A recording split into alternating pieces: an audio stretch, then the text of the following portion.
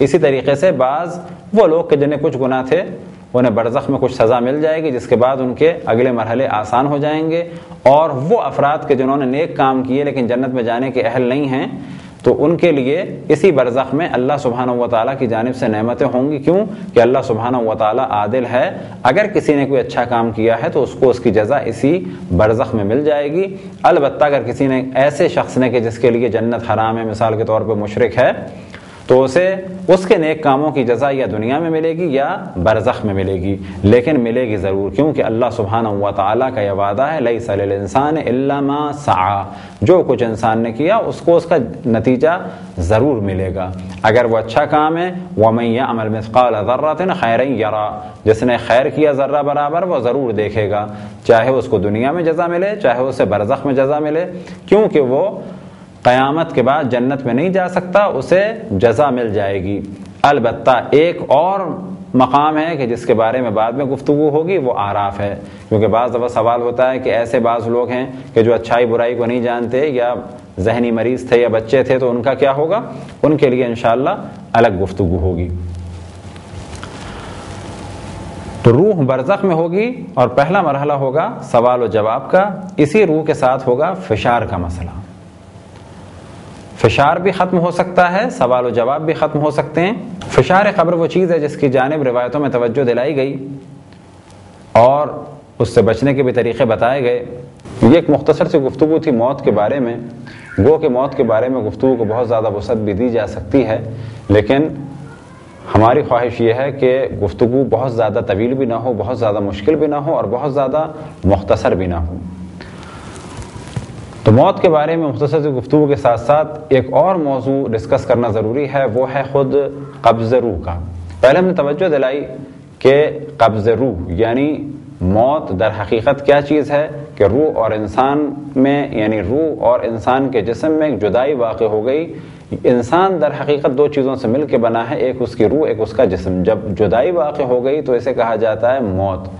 اس جدائی واقع ہونے کے عمل کو کہا جاتا ہے موت. اور قبض روح، یہ قبض روح ایک ملک الموت کے ذریعے سے ہے، لہذا قرآن مجید میں ارشاد ہوا قل یتوفاکم ملک الموت، کہ تمہیں موت دیتا ہے یعنی تمہاری روح کو قبض کرنے والا ملک الموت ہے. تو کام تو در حقیقت یہ ملک الموت کے ذریعے سے ہوتا ہے، لیکن اس کے باوجود نسبت اللہ سبحانہ و تعالیٰ ہی کی جانب ہے. لیکن اس کے باوجود بعض آیات میں نسبت اللہ سبحانہ و تعالیٰ کی جانب ہے. مثال کے طور پہ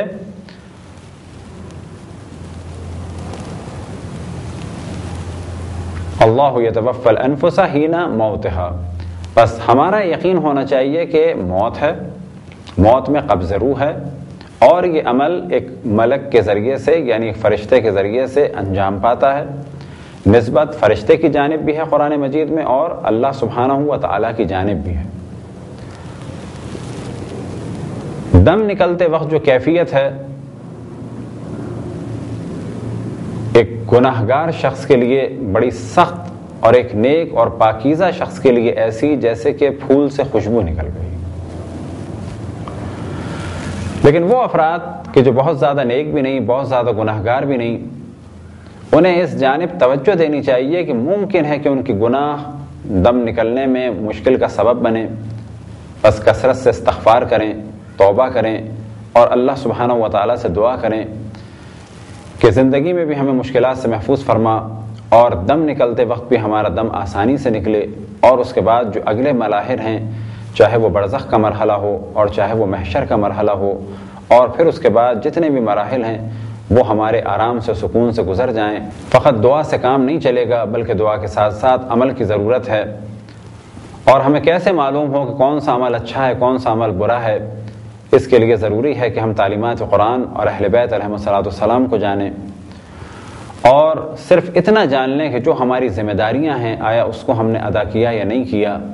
اگر ہم نے اپنی ذمہ داریوں کو ادا کر دیا خداوند تبارک و تعالیٰ کے حکم کے مطابق تو پھر انشاءاللہ ہماری دنیا بھی آسان ہے اور ہماری قبر بھی آسان ہے اور ہماری اگلی منزل بھی آسان ہوگی۔ خداوند تبارک و تعالیٰ سے دعا ہے کہ بحق محمد و آل محمد ہمیں اپنے رسول، اپنی حجتوں، خصوصاً امام زمان علیہ السلام کی معرفت اور اطاعت کی توفیق عطا فرمائے۔ وصلی اللہ علی محمد و آلہ الطاہرین۔